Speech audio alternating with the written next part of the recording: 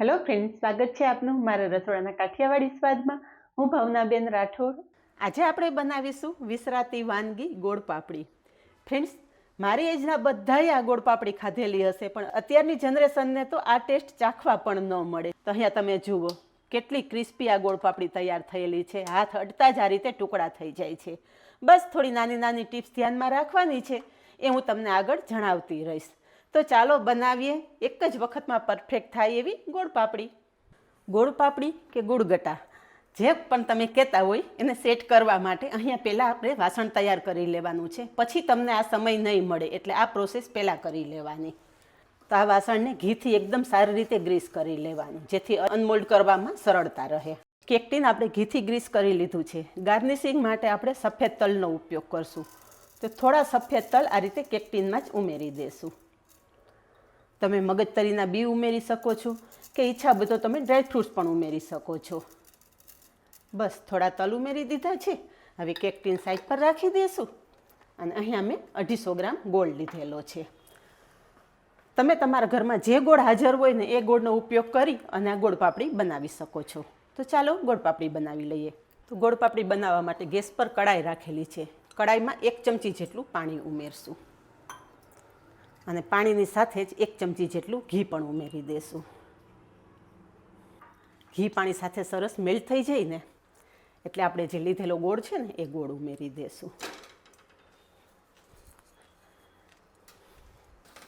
ગેસની flame medium રાખશું અને ગોળ સરસ ઓગાળી લેશું.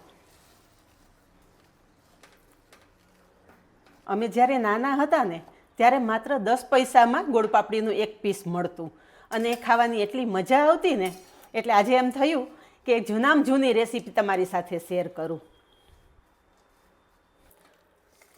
ફ્રેન્ડ્સ, ગોળ પાપડી બનાવવી એકદમ સહેલી છે. ફ્રેન્ડ્સ, મારી રીતે જો તમે ગોળ પાપડી બનાવશો ને તો પહેલી જ વખતમાં તમે પરફેક્ટ બનાવી શકશો. અહીંયા જુઓ કે થોડી વારમાં ગોળ સરસ ઓગળવા માંડ્યો છે. ગોળને આપણે છોડી નથી દેવાનો, સતત આ રીતે ચલાવતું રહેવાનું છે. ગોળનો પાયો લેવાની જ ખૂબી છે. ફ્રેન્ડ્સ, આ બનાવવામાં જરાય સમય નથી લાગતો, પણ ટેસ્ટ એવો કે એક વખત તમે ચાખી લેશો ને તો વારંવાર આ ગોળ પાપડી બનાવશો. સતત આ રીતે ચલાવતું રહેવાનું. ફ્રેન્ડ્સ, અમે તો બચપણમાં ગોળ પાપડી ખૂબ ખાધેલી છે. મારા વ્યુઅર્સમાંથી કોણે કોણે ગોળ પાપડી ખાધેલી છે અને કોને ગોળ પાપડી વધારે પસંદ છે, એ મને કમેન્ટ કરીને જરૂરથી જણાવજો. તો ફ્રેન્ડ્સ, આપણો ગોળ પૂરેપૂરો ઓગળી ગયો છે, પણ હજી ગોળનો પાયો નથી આવેલો. તમે જોઈ શકો છો કે તાવીથાથી આ રીતે કરું ને એટલે એક સીધી ધાર પડે છે. ફ્રેન્ડ્સ, હમણાં થોડા દિવસ પહેલાં મારી ફ્રેન્ડ સાથે ચર્ચા થઈ. એ કહેતી હતી કે જ્યારે આપણે સ્કૂલમાં હતા ત્યારે ગોળ પાપડી ખાવાની કેવી મજા આવતી હતી. તો મને યાદ આવ્યું કે મારા વ્યુઅર સાથે પણ હું ગોળ પાપડીની રેસીપી શેર કરું. જે મારી એજના હશે ને એ લોકોને તો ગોળ પાપડી ખાસ ભાવતી હશે. અહીંયા ગોળ એકદમ સરસ મેલ્ટ થઈ ગયો છે. હવે ગોળનો પાયો ચેક કરવાનો છે. તો એક વાસણમાં આપણે પાણી લેશું અને થોડો ગોળ આપણે પાણીમાં ઉમેરશું. એકાદી મિનિટ રહેવા દેશું, પછી ચેક કરશું.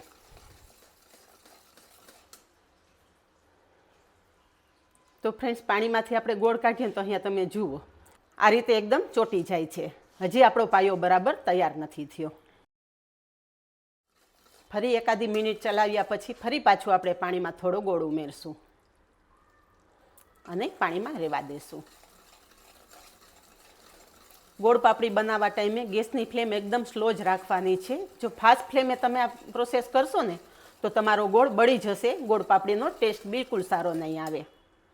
ફરી જે આપણે ગોળ નાખેલો છે ને એ ચેક કરી લઈએ. તો હજી આ ગોળ આપણે ચ્યુઇંગમની જેમ ચોટે છે. જુઓ, હજી બરોબર ટુકડા નથી થતા. એકદમ સરસ ટુકડા થાય ને એવો પાયો આવી જાય ને ત્યાં સુધી આપણે ગોળનો પાયો લેવાનો છે.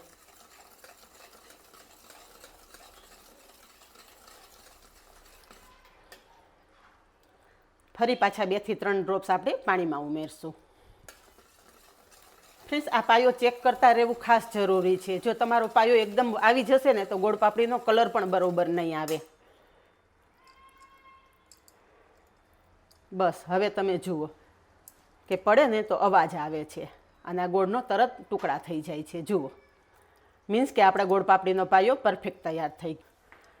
હવે આ ગોળ પાપડીને એકદમ મસ્ત ફ્લફી બનાવવા માટે અહીં આપણે પાપડ ખારનો ઉપયોગ કરશું. પાપડ ખાર તમને કોઈ પણ જનરલ સ્ટોરમાં આરામથી મળી જશે. તો અડધી ચમચી જેટલો પાપડ ખાર આપણે અત્યારે કડાઈમાં ઉમેરી દઈશું. ફ્રેન્ડ્સ, પાપડ ખાર કડાઈમાં ઉમેરતા જુઓ કે આપણો ગોળ એકદમ ફ્લફી થવા માંડ્યો છે.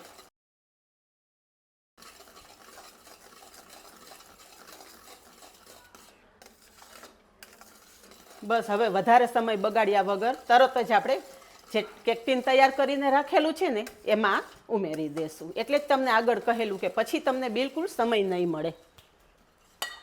આ ગોળ પાપડીનું કામ ફ્રેન્ડ્સ મેસૂબ જેવું હોય છે. મેસૂબ બનાવવામાં કેમ તમારે બધી પહેલાં તૈયારી કરી લેવી પડે, આ ગોળ પાપડીમાં પણ પહેલાં જ તૈયારી કરી લેવી પડે.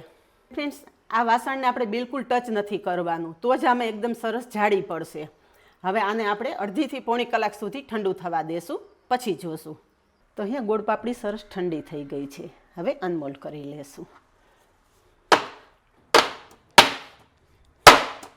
ફ્રેન્ડ્સ, અનમોલ્ડ કરતાં જ આ આપણી ગોળ પાપડી એકદમ ટુકડા થઈ ગયા છે. જો તમારે પણ એવું થાય કે ડબ્બામાંથી ગોળ પાપડી બહાર ના નીકળતી હોય તો સેજ ગેસ પર ડબ્બો ગરમ કરી લેવાનો અને પછી ગોળ પાપડી અલગ કરવાની. તો અહીંયા તમે જુઓ ફ્રેન્ડ્સ કે કેટલી ક્રિસ્પી આ થયેલ છે. જોઈ શકો છો ને, અવાજ સાંભળી શકો છો ને. બિસ્કિટ જેવી એકદમ મસ્ત ગોળ પાપડી તૈયાર થઈ છે. ને ફ્રેન્ડ્સ, એક વખત તમે આ ગોળ પાપડી ચાખી લીધી ને તો આના દીવાના થઈ જશો. એટલી મસ્ત આ ગોળ પાપડી તૈયાર થાય છે. તો ફ્રેન્ડ્સ, આવા જ અવનવા વિડીયો જો તમને પસંદ આવતા હોય ને તો વિડીયોને એક લાઇક ચોક્કસ આપજો. અને આવા જ વિડીયો જોવા માટે ચેનલને સબસ્ક્રાઈબ જરૂર કરી લેજો અને પાસે રહેલું બેલ પણ પ્રેસ કરી રાખજો, જેથી આવનારા નવા વિડીયોની નોટિફિકેશન સૌથી પહેલાં આપને મળે.